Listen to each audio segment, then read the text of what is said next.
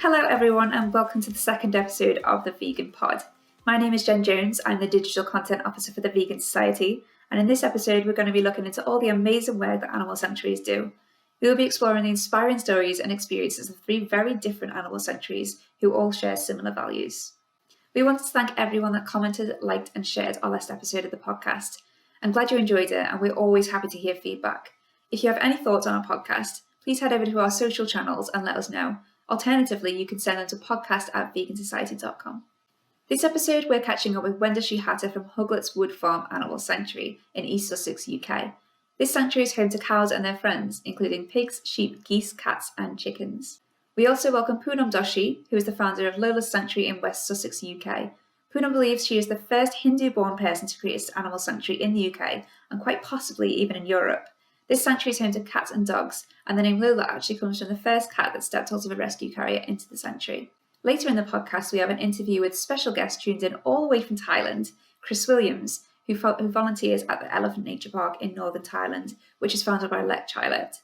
This sanctuary is home to elephants, of course, and also dogs, cats, rabbits, cows, buffaloes, goats, pigs, and many other species. So it's lovely to have you here. Could you please give our listeners an idea of your sanctuary and what it is you do there, starting with Wenda? Hugletts Wood Farm was started 25 years ago now. Can you believe it? It was founded on the Jain principle of non-violence. We felt this was really important to bring to the West. The fact that we should live gently, we should be able to go through life without causing any harm. It was founded really with the idea of providing a home for life to farm animals, cows in particular. And we literally started with, I think it was 4 cows, and we've gone from there. We now host 326 animals and birds here. So 25 years, it's been fun. We also make sure that we look after the local wildlife. We've always felt that if we're putting a number of rescued animals on an area of land, we have to take into account those who exist here or existed here already. And also the environment. We try to live very, very gently. We look after the animals in a gentle way. We don't use chemicals. We don't do anything that's deleterious to the environment at all. It's worked for us. It's sort of come to the point where we minimize our harm to everything. We use solar power, wind power, recycle grey water. We do everything in our power to have a very small footprint. But the principle of the sanctuary was that we provided a home for life without rehoming, so that by the time anybody got here, they didn't have to move on. Okay. And what is it that you do at your sanctuary? We provide a home to rescued farm animals. So we specialize in handicapped animals. Well, we don't specialize in them. We tend to have more handicapped animals and animals with mental problems coming to us because over the years we've earned a reputation for being able to care for them. And same question to Poonam, what could you give our listeners an idea of your sanctuary and what it is you do as well? So at Lola Sanctuary, we take in neglected, abused and mistreated cats, as well as strays and the ones with medical needs. For example, Mufasa, one of the cats that I picked up as a stray, has FIV. That's feline AIDS. A lot of vets will put down FIV cats. Not only that, but upon neutering him, we discovered that he had a serious issue, which has probably been caused by some sort of abuse, maybe a kick or a punch to the stomach, or a really aggressive pull to the tail. This has caused him significant bladder damage and he's sadly unable to urinate or go to the toilet. So we have to express his bladder every single day, and currently his condition is being managed through medication. If he does need specialist surgery, we will make sure that he gets that attention. We also have others with dietary needs or other special needs. For example, one of the cats is ex-feral, and although he still has many feral ways, he wouldn't survive in the wild and he would not survive as an outdoor cat because he's had a vestibular problem. That's left him both partly deaf and also he's got really wobbly knees. We are predominantly a cat rescue. However, we do offer sanctuary to cat-friendly dogs, and we are looking to expand to take on more animals. Ideally, we want to take on farm animals as well in the future. We are a strictly no-kill animal sanctuary, and every animal is given the specialist care he or she requires. Wenda, I understand that Hugletts runs a cow protection programme. Can you tell our listeners about that and what inspired the idea to help cows in particular? Of course. Traditionally, cow protection was a title given to any place where they had cows or oxen. So cows for milk, oxen for draft. The essential thing being that they didn't slaughter.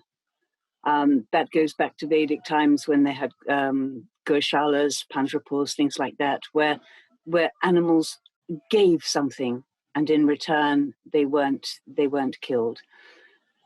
We thought we'd give this a little tweak, and we took it a stage further, and we created a program where cows could come to us.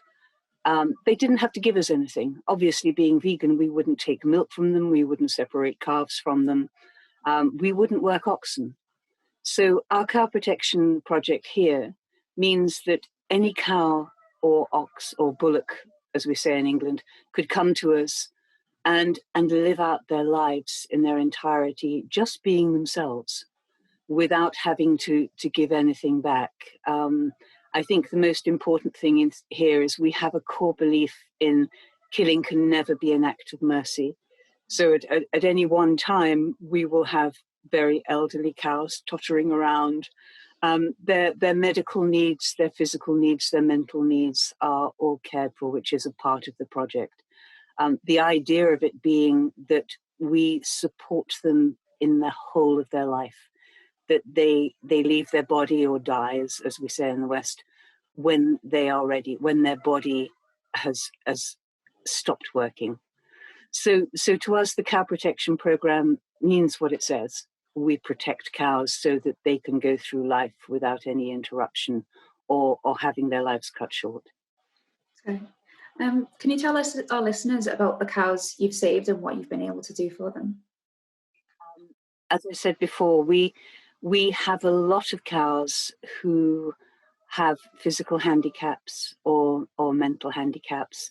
One of them in particular is a little guy called Nipper Jackson, who came to us with retracted front legs. It wasn't just a matter of ligaments being shortened. He has a physical deformity in his hooves, which means that he walks bow-legged and with his knees bent. Fortunately, there are wonderful people in this world like Derek Campanale, who's a prosthesist who in America. He gave his time to us about 2 years ago to make some superb multicolored, glow-in-the-dark, psychedelic leg braces for Nipper, his philosophy being, flaunt it. If you have a physical deformity, flaunt it. And we loved that, and Nipper loved it. So with his leg braces, it means that he can actually walk standing up, his back's level. That increases his quality of life. To us, we accept the fact that all we can do for some of the cows here is give them a quality of life that is up to what they can do physically or mentally. But to them, it's a quality of life. It's what their bodies and their minds allow them to do. We have other cows that come to us who are physically able. We've just taken 9 cows from a farmer who was diagnosed with cancer. He didn't want publicity, and he said that he had looked at lots of sanctuaries, and we were the ones that didn't make a big hoo-ha when we took anybody here, and he liked that because he couldn't face the judgment that would come with him deciding to stop farming and wanting to put his last few girls in a sanctuary. We really cover all aspects. We have cows with no eyes here. We have Archie No Tail, who has fused hips and no tail, obviously, from his name. He's blind in one eye. He's partially deaf. When he came to us, the government vet said he would never live a full life. And for 2 years, he used to watch his herd mates go out and graze. We were told because he ran sideways, he would never be safe to let out. But after 2 years, he joined them and he hasn't looked back since. He's learned to move, which he couldn't do when he came. He's just fitted in because we work around the animals that come to us. We tend to see what they need because they're all individual, and we tailor our care of them to suit them. Poonam, could you share with us how Lola Sanctuaries came to be? What inspired the idea and how did you set it up?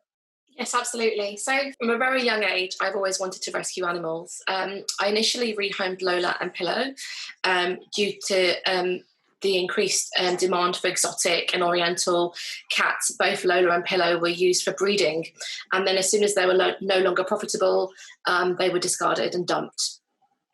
So they were the first 2 sanctuary cats. Since then, we've taken on more and more cats. The ones that end up in rescue because of trauma, mistreatment, cruelty, neglect they have suffered. The ones that have lost faith in humans. The ones that need plenty of time, patience, and love. Everything we do at Lola Sanctuary is tailored for that individual cat or that individual dog. There is no pressure on them to, do certain things. They live their lives in sanctuary here, and this is their forever home. We've slowly grown over the years, and we have now created 2 huge specialist areas for the animals. Both of these areas are completely enclosed, so while they are outdoors, they are in the safety of an enclosed environment. And both of these areas have all the environmental enrichment that the animals need, and it keeps them safe, happy, and well. So I know you founded the sanctuary by yourself. Do you get any help with that? Yeah, absolutely. So for a long time, I've been doing everything single-handedly, and it's been really hard. I also work full-time, and I have a very busy full-time job.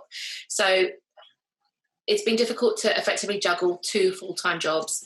There are days when you see so much animal cruelty and so much animal abuse that it's both mentally and physically exhausting.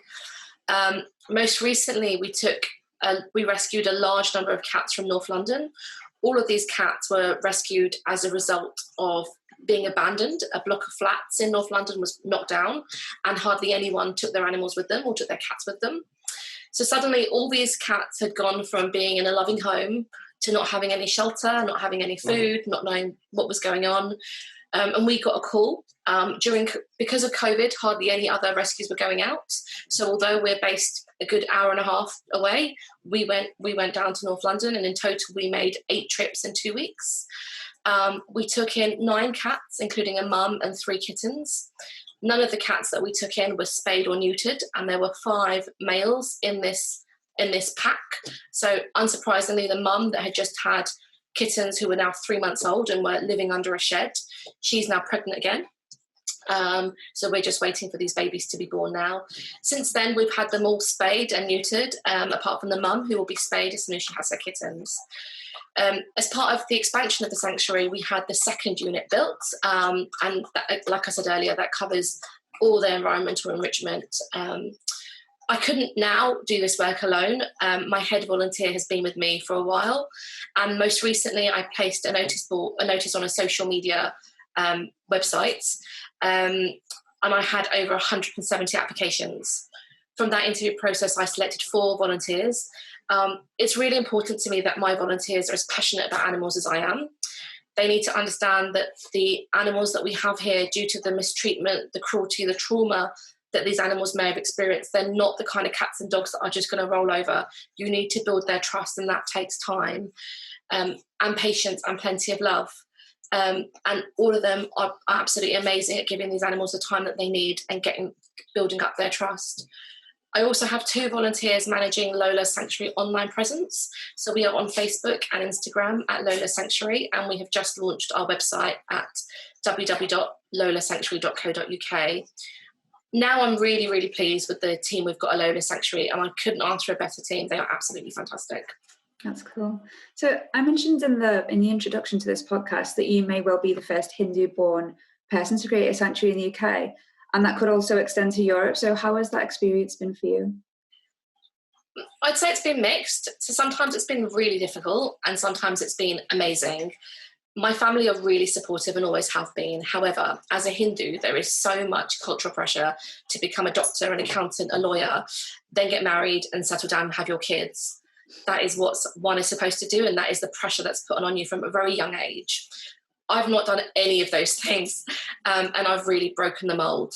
I would really love to see more Hindus and other ethnic minorities doing more in this area, whether it's volunteering at an animal sanctuary, setting up on their own, or doing more vegan outreach. There is so much animal cruelty in the world, whether it's companion animals, farm animals, wildlife. We need to see more people doing more for the voiceless. So this is a question for both of you. What is the mission of your sanctuary, and what values would you like to share with the world? Starting with Wenda. Our mission, let me think, is really to change society's perception of farmed animals. As it stands, when we have visitors, we can tell when they look into one of the animal's eyes that they will turn to us and say, "Oh, they're just like a dog or a cat." To us, we need them to look into the eyes of another being and realize they are the same as us. That is what we want to achieve. We also really want to gently educate the world in the importance of living with non-violence. We believe all life is equal. We think that for too long, people who have realized the same thing have been silenced with accusations of anthropomorphism, that we are seeing animals in the form of human. We're humanizing them, but we really believe that it isn't our right as humans to feel pain, to bond with our young, to grieve. We want through the people who visit us on our open days each year for more and more to go away and sit at home, even if they come as non-vegan. We're finding when the people have been here and they've spent time with the animals, when they've talked to us and talked to the volunteers who help us on open days, that they come to realize there is no difference in any species. The same question for Poonam as well. I have cats and dogs that have really suffered some of the worst neglect and some of the worst cruelty. A trio that we've provided sanctuary space to, Mason, Lorenzo and Madison, they were all on the streets. Mason and Lorenzo are both cats, and they were young kittens when their mum was cruelly poisoned by someone. Both would have died. They were really young. They would have definitely died. Had Madison a dog, not taken them in. And Madison had been spayed, but she'd been released back onto the streets because the rescue centre in Bulgaria was absolutely full. And they found Mason and Lorenzo, both the kittens, suckling on Madison's nipples. Even though she had no milk, they were suckling on her nipples. It's a dog's nipples, just for comfort, just for, a little bit of protection. And Madison stepped in and took care of both these kittens. When we heard of this story, we provided sanctuary space for all three, and we've had them for over a year, and they still sleep and play together. The kittens still think, Madison's their mum. They still eat together. They do everything together. That is a really tight family unit. And it's situations like this that have created my personal mission, and it is a bold one. However, it is the only mission that I will hold, and therefore, as the founder of Lola Sanctuary, the sanctuary will hold this mission too, and that is to create a world where every animal is recognised as sentient and every animal is free from human exploitation, where they can live out their lives in safety and happiness. Yeah, lovely. So sorry to interrupt. It seems as if we both want the same thing here, Poonam. Absolutely, absolutely. I think that's wonderful because there are so many sanctuaries doing so many different things, but the core value and the core belief is exactly the same, and it gives me hope for the future. Yeah, that's exactly it. I mean, when I've talked about this mission to others, they've said, "Oh, that's very bold," but it's the only way forward. That's it. There is no halfway point. We have to end animal suffering. Absolutely.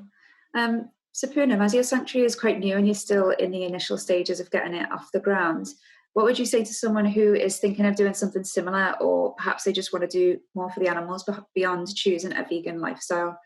What would you say to someone that doesn't know where to start with that? I would say do your research, get as much support as you can from friends, family, and other animal lovers.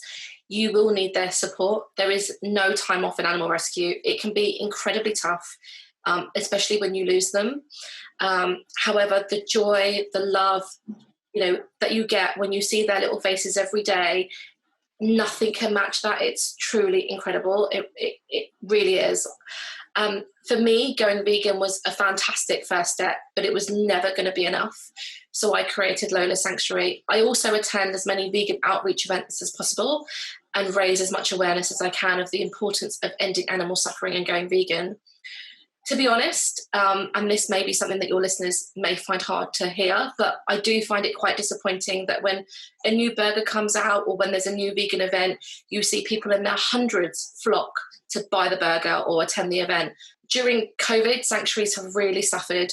We don't get government funding. We've lost out on visitor funding, and we can't continue doing what we do without support. For me, we need more vegans to be that voice for the voiceless, and the animals need us. Going vegan is a really important step. It's a huge step, but it's only the first step. And there is so much more as a collective. And with the numbers that we have and more people going vegan every day, there is just so much more that we can do. And we really can achieve these bold missions that both me and Wenda have mentioned today. So Wenda, how has life been at the sanctuary, like especially during the pandemic and the past few months of lockdown? Obviously, I imagine with lockdown, there's not been any help from volunteers, and you've got so many animals to look after. So how has that impacted the sanctuary? It's been wonderfully quiet. I must admit. I have to be absolutely honest and say we've had time to focus 101% on the animals without having to cater for open days. As much as we love open days and people coming to us, it's taken us back to the early days when nobody bothered with Hugletts Wood. We were here on our own, working to fund everything single-handedly, well, four-handedly, and looking after the animals. It's been a strange time, and to be honest, our lives haven't changed. We haven't been affected by the things that people in towns have been affected by. We don't have volunteers here. We've got a core, wonderful little army of sponsors and donors who, if we need something doing, will turn up en masse and help us for a day or 2 days. They'll come back the next day and finish off. We started many years ago with volunteers, and I mean, 25 years is a long time, and people do change in that time, but we've always found that because we're dealing with handicapped animals, mentally challenged animals, and because when we work, we can work from here. Matthew, my partner, makes charcoal. He's a traditional woodsman. So he will make compost, vermicompost. He will do all sorts of things which can be done here, which means he's always on site. I can work from here. I grow vegetables. I make things for shows. I attend shows. So really, if you can hear in the background, the geese are having a fight, so ignore it. We're not in Poonam's position where she's trying to hold down an outside job where it's heavy pressure. We can literally, and we always have done since the sanctuary started, been able to work, because for many years, until about 5 years ago, Matthew and I paid for everything at the sanctuary. We had to find £800 a week between us, as well as do all the work. So we're sort of used to the donations drying up, because, as I said, we haven't had the open days, so we haven't had the money coming in from the open days. There are no shows. I normally do about 10 shows a year. There's not one. There are 2 virtual shows coming up, and I'm sitting here looking at all the things that are required for a virtual show, thinking, I don't know if I can do that. Yeah. But it's been a strange time. It's hit us hard financially because, as Poonam said, the money has not been coming in. I think, other than our regular donors, we have probably lost our external income, probably 80% of it. And unfortunately, we've never stopped working ourselves, because we believe if you're a sanctuary, as Poonam knows herself, you can't just rely on donations. You have to make sure if you're calling yourself a sanctuary, that if everything goes wrong in society, like the pandemic, you can feed your residents, you can care for them, you can negotiate with the vets to make payments of the care as you go along. It's a great responsibility. And I always cringe when I hear places say we rely solely on donations, because I go into panic mode and think, what if the donations dry up? What then? Yeah. But it's been a learning curve for us here. Probably not one I would like to go through again in a hurry. But it has taught us a lot, and it's made us look more and more about getting back to the position where we were able to fund probably 90% of the sanctuary ourselves. That's amazing. So I was going to ask, what are you going to say? Sorry. I was just going to add to what Wenda said. I do work full time, and that covers 95% of the sanctuary costs. I negotiate payment plans with my vets so that I'm paying everything off monthly. And none of these animals, they never go without. So everything they need is catered for. But I want to grow. I want to do more. I want to rescue more animals. I want to expand. And for that, although I've got the passion and the love and the ability and the support with my volunteers, I now need the financial support as well. So through sponsorship, through donations, and hopefully we will get that, and we will continue to rescue more animals. Yeah, that would be amazing. I was going to ask this question to both of you. So if your non-human animal residents could put a message out into the world, what do you think they would say, or just what would they want people to know? Starting with Poonam. Yeah, of course. So one of my sanctuary cats, Phoenix, he was initially left outside a church in a box along with two of his brothers. He would have definitely died had someone not found the box. He was, kids, everyone loves kittens, and he was adopted as a kitten along with his two siblings. 7 years later, I just need to say that again, 7 years later, he was returned to rescue by himself. They kept his brothers, and they returned just him because he was slightly skittish, slightly hard work. Can you imagine the trauma this poor cat went through, being separated from his family after 7 years, being dumped in rescue? He was incredibly scared, and because he was so scared, that made him even more skittish. No one wanted him. He ended up being in rescue for 3 years.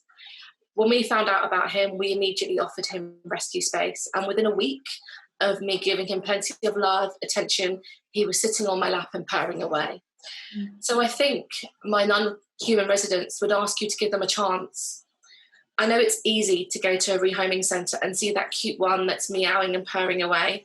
Those are the ones that always find homes quickly. It's the scared ones, the skittish ones, the ones with medical needs. They're the ones that need your support. So please do give them a chance. And once you have their trust and their love, it's truly endless and truly rewarding. That's lovely. I'd ask the same question to Wenda then. What would you think your non-human animal residents would say? I would think that they would say we want a world where our freedom and our safety doesn't depend on living in a sanctuary. I think they'd also say that ours is the right to life without fear or abuse. I was going to ask this question also to Wenda, or both of you really. What can our listeners do to help your sanctuaries? Starting with Wenda, please. I think Go Vegan is wonderful. As Poonam said, it's the first step. I think people need to open their minds, even when they are vegan. We see so many vegan people who are unaware of the actual crisis that animals are facing. Some people have the strangest idea that maybe we should wipe the canvas clean. I don't know whether that means euthanize everything or kill everything and start in a world where it's just us because nothing suffers anymore. But I think other than financial support to us, which is what every sanctuary would say, and I'm very disinclined to say, give us your money, because I believe if people like what we do, they will feel drawn to support us. But I think for farm animals, for cats, for dogs, for for every animal, for wildlife. People really need to come to terms with we are not separate from animals. We are animals. We are not better than animals. We are on the same level as animals. It's just our arrogance that has taught us over the generations that we're superior. So as much as we would like support, financial support, I think the bigger picture is change your lives, think about things, learn, educate yourselves, and walk the talk. And you can find Hugletts over on Facebook if anyone wants to check out the work that you do. Is that right? Hugletts Wood Farm Animal Sanctuary? That's correct. We've got a wonderful, beautiful new website coming out. Okay. Because I'm doing it myself to make sure it's just as we want it, as Poonam knows, my spare time in inverted commas, like 10 minutes a day, if I'm lucky. It may be a few more weeks in coming, but it will be a beautiful site when it's out, and we will post the details of that on Facebook. Lovely, okay. Poonam as well, what could our listeners do to help your sanctuary? Whilst I've shared some of the stories of a few animals that we have at Lola Sanctuary, these are not unique stories. And we're constantly being asked to take in more abandoned, mistreated or abused animals. Rescue centres across the country are full. People do not neuter or spay their cats and dogs, and people still buy from breeders. So please spay, neuter your cats, and please adopt, don't shop. I'm really proud of what we've established so far and the animals we have saved. I really want us to grow and save more animals. We are a strictly no-kill animal sanctuary, and every animal is given the medical attention that he or she requires. Like I said earlier, we do not receive any government funding. So whilst I have the passion to rescue as many as I cannot do any more without more funding. So please go online and donate or sponsor a cat or dog on our website, www.lolasanctuary.co.uk. And also, if you can, please share and follow our Facebook and Instagram pages at Lola's Sanctuary. And thank you. And now we have Chris Williams, who offers an insight into the life of a volunteer at Elephant Nature Park. Hi, Chris. So you volunteer at Elephant Nature Park, founded by Lek Hugletts in Thailand. Can you tell our listeners a little bit about what it is you do there and just a little bit about the park in general? Yeah, of course. So Elephant Nature Park, or ENP as I'll probably refer to it throughout the interview, was established in the 1990s by Lek Hugletts, who's dedicated most of her life to helping the Asian elephant and educate... Sorry about that. There's a dog here coughing next to me. That's fine. 1 second. Etty, you going to do that again? I'm sorry about that. That's fine. Elephant Nature Park was established in the 1990s by Lek Hugletts, who's dedicated most of her life to helping the Asian elephant and education of the mistreatment of these beautiful animals. So the sanctuary rescues, rehabilitates, and provides a safe haven for not just elephants, so many other animals. Elephants, of course, being the main one, but they've got over 550 dogs here now, 600 plus cats. There's buffaloes, cows, horses, sheep, pigs, rabbits that have been rescued from the the testing industry. There's monkeys and bears, different types of birds, and even tortoises that live here. Right. Many of the animals that are actually here at EMP, and others live in different sanctuaries across Thailand that are run by the park, and also in Cambodia as well. Okay. As far as what I do here, so I volunteer with the Dog Project. So the Dog Project actually started in 2011 during the Bangkok floods.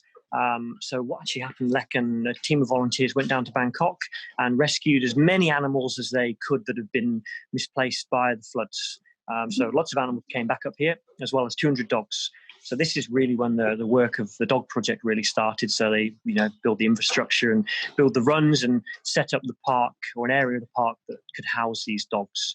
Right. So if you skip forward to 2020, there's now, so there was 200, so there's probably now about 550-ish dogs here.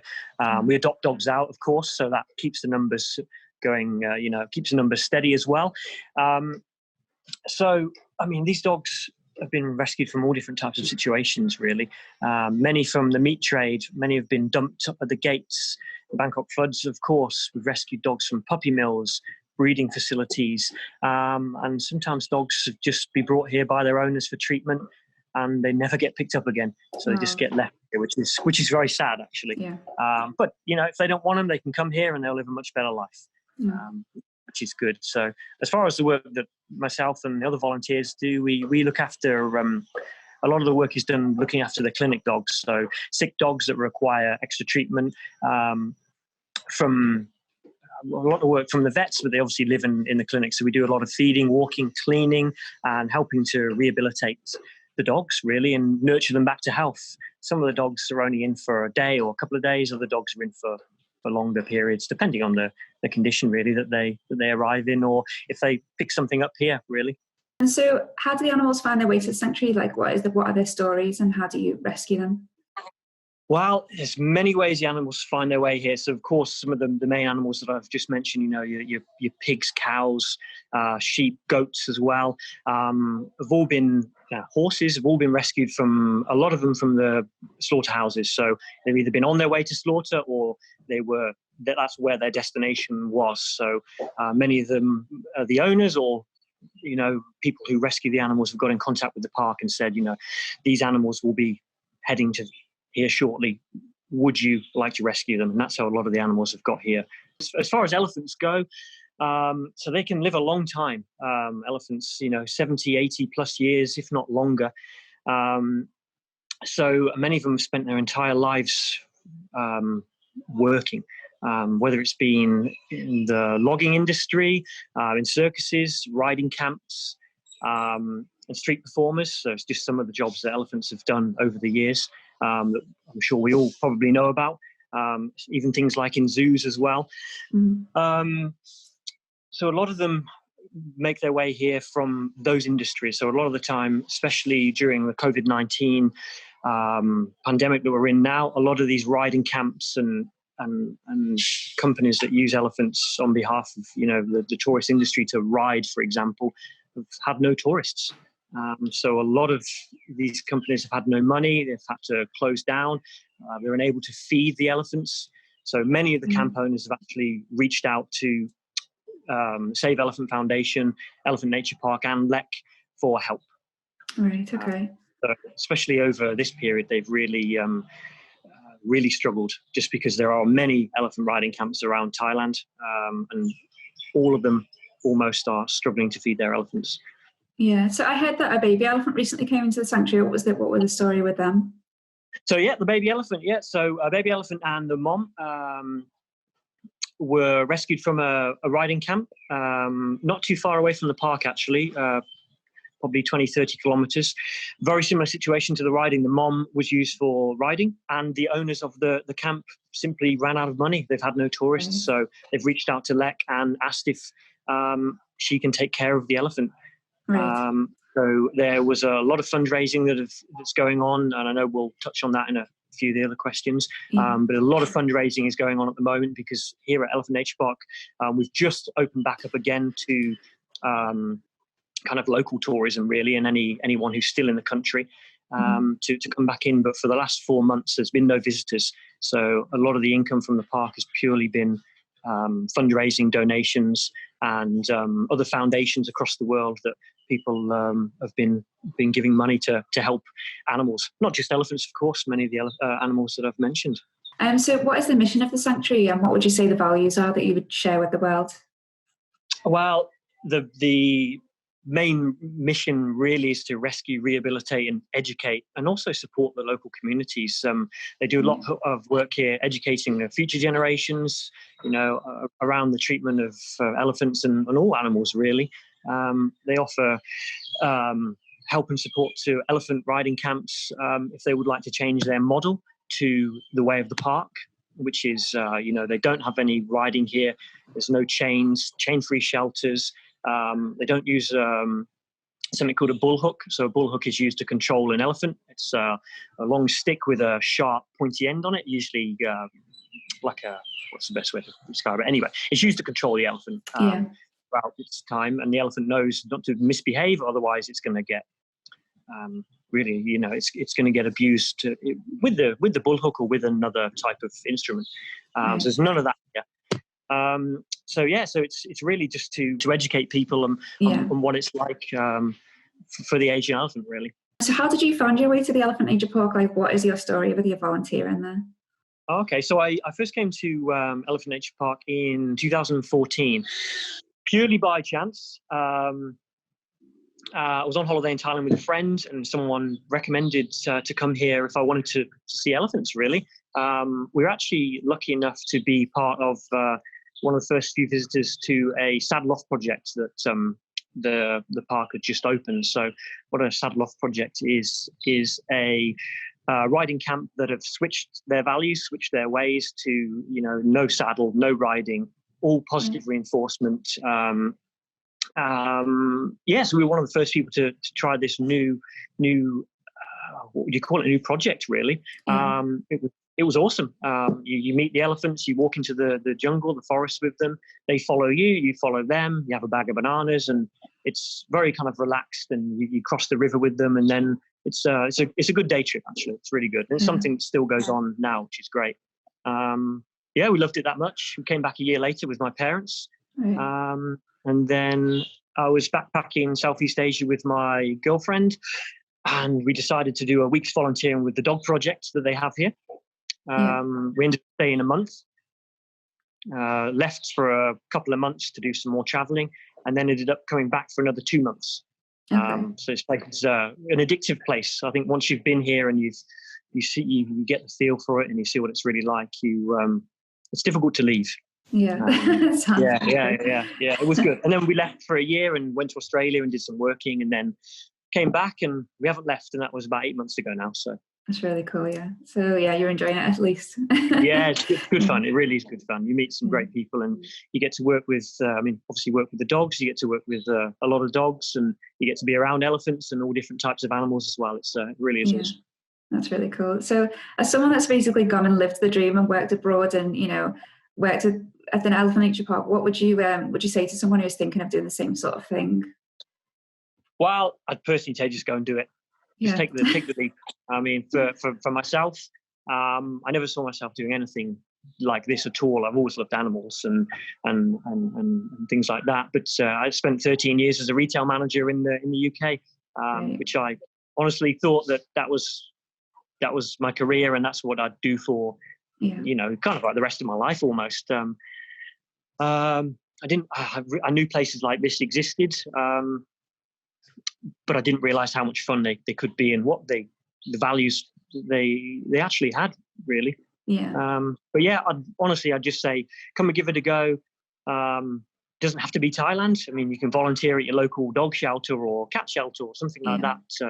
And like I said before, you meet like-minded people. You get to share the love, passion, and enthusiasm that you all have that brings you into something like this. You'll definitely learn some more skills as well. If your non-human animal residents could put a message out into the world, what do you think they would say, or what would they want people to know? Oh, I think they just say that we're all equal, really. We all have feelings and can understand what's going on. They can all feel pain and all feel loss.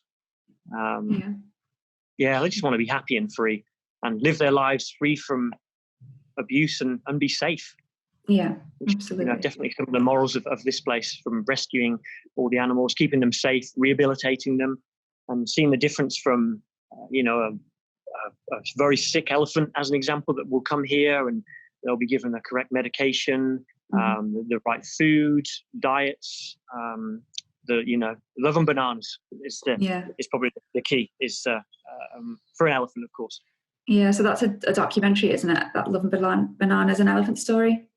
That's it. Yeah. So it's a film starring Lek, of a rescue of an elephant called Noina, which she's actually at this park. She was rescued some years ago, and it's a documentary actually about kind of the start to finish, really, of bringing Noina from her elephant camp to her forever home here at EMP. And it's documented the whole process for being at the camp, loading onto the vehicle, the journey, and then her rehabilitation into the park. I like a before and after. What can our listeners do to help the Elephant Nature Park? Okay, so firstly, I'd say come and give us a visit. We're located in the north of Thailand. If you're holidaying in Thailand or traveling, add this place to your list. I know COVID-19 issues have probably put a stop to travel for the time being, but once that resumes and everything gets to back to some kind of normality, come and give us a visit. If you can come here for a day trip, overnight trip, weekly volunteering with the elephants or the dogs. And also some of the many other projects that they have, like I mentioned, the saddle off projects. Not only will you be, supporting the animals I've mentioned, you also get to meet some of them and enjoy the beautiful surroundings of Northern Thailand, and you also get to sample some of the fabulous vegan food that they offer to all guests who stay here. And also, as a place that, like I said, heavily on tourism. Right now, there are many foundations and donation websites that are dedicated to helping the cause. So just means that Save Elephant Foundation, Lek and her team can continue to rescue, rehabilitate, and continue doing the good work of rescuing all these animals. Okay, fab. So if anyone wants to find anything about that, they can head over to the website at elephantnaturepark.org.